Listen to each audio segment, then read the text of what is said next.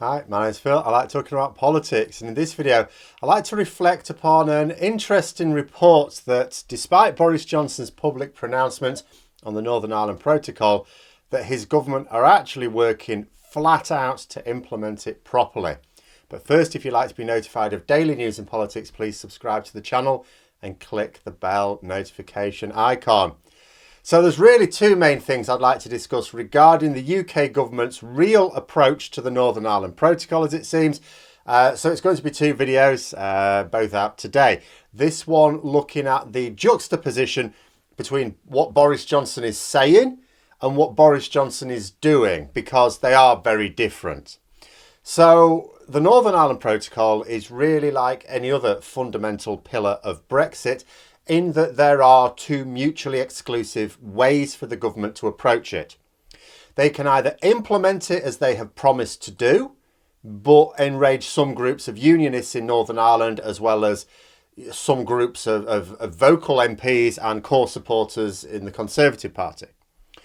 Or you can frustrate the process, drawing international condemnation and, at some point, heavier economic sanctions on Britain than we imposed on ourselves with Brexit in the first place. Now, ordinarily, politics would be about finding a third way, a way to satisfy everyone, even if no one ends up being entirely happy.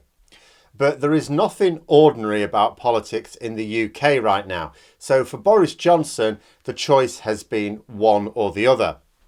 The ERG, the hardcore Brexit party wing of the Conservative Party, were clear last year via Steve Baker, their recent former chairman, that they only voted for the withdrawal agreement because Boris Johnson privately told them that he'd be scrapping it. He would renege on it.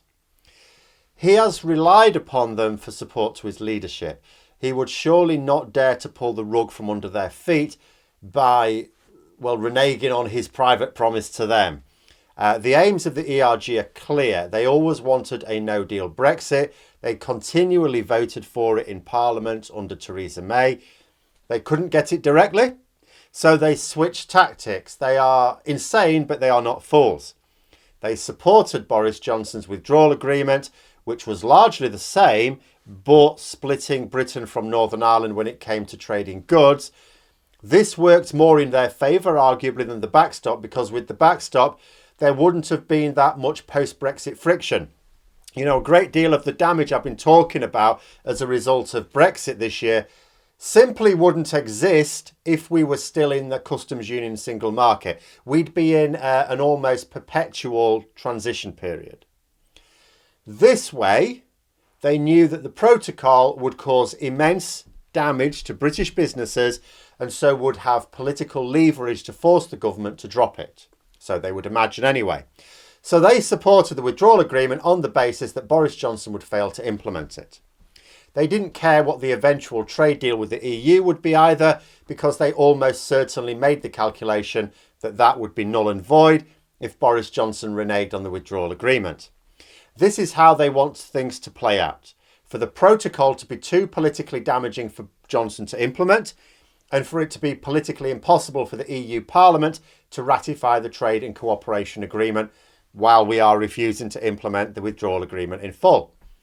And Johnson has been refusing to implement the protocol properly. He has failed to implement April's layer of measures for the protocol, for example, with promises that further measures are also unlikely to be implemented.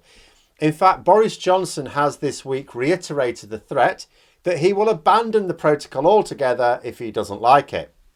Now, against this background, you could easily be forgiven for thinking that Boris Johnson was going along with this plan to argue against implementing what would be measures that would harm British trade, to separate the protocol from Brexit, even though this is a consequence of the Brexit that he wanted.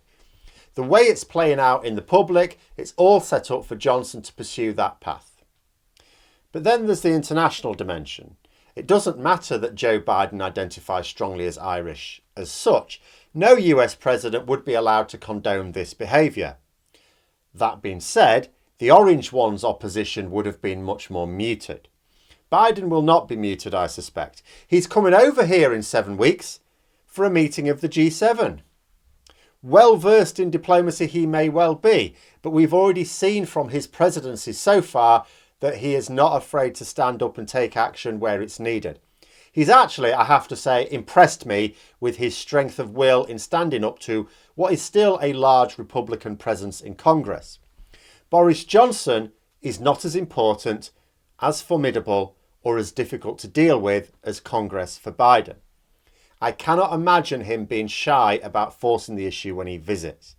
I've said before, I am convinced that Johnson is excited about sharing a stage with the president.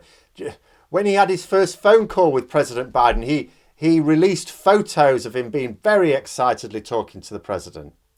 He's delighted that he will be hosting Biden's first overseas visit, even though that is a consequence of scheduling and nothing to do with Biden's choice of world leader to visit first.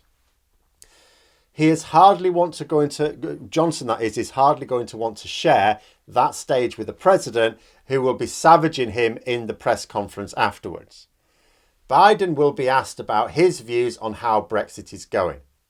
I do not believe he will evade the question. So as clear as the political pressure domestically is on Johnson to abandon the protocol, it's also clear that he faces serious consequences for doing that. So which will he see as the best path to tread, or at least the least damaging path to tread? Well, I imagined he'd have to implement it based on the idea he simply cannot survive international action against him. And now a report in the Financial Times is pointing out that trade groups have noted that the UK government are escalating efforts to implement the protocol. Now, if Johnson is planning to abandon the treaty, it's news to government officials because they think it's their job to implement it post-haste. In the words of Stephen Kelly, the chief executive of Manufacturing Northern Ireland, they're throwing the kitchen sink at it. Judge by actions, not words, is really important here, especially as Johnson is a notorious liar anyway. A man so steeped in deceit, he even lies about his own name. Johnson says that he won't implement the protocol if it's damaging British business. He is threatening to suspend it. He's even trying to convince people he has a legal means of doing so. He doesn't. But the actions tell a different story. Mr. Kelly said he could not remember ever seeing this level of engagement from right across the UK government. He said that UK officials were working very hard to make this work. This is a government that knows it needs to implement the protocol, not one that's going to give it a fake go but doesn't really believe it will work. They know they have to implement it. They also know that the protocol is damaging trade because that's what trade barriers do.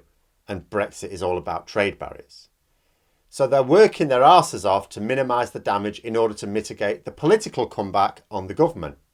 The EU are taking legal action against the UK for unilaterally changing the terms of the agreed implementation of the protocol. Biden is coming over in June. Surely Johnson needs to have some positive news very soon before consequences start hitting him. And I mean him, not us. We are already facing serious economic consequences. Northern Ireland is facing economic and political consequences as well. There are political consequences for us in Britain as well, but not quite as acute just yet as in Northern Ireland, and we have some measure of control over those at least.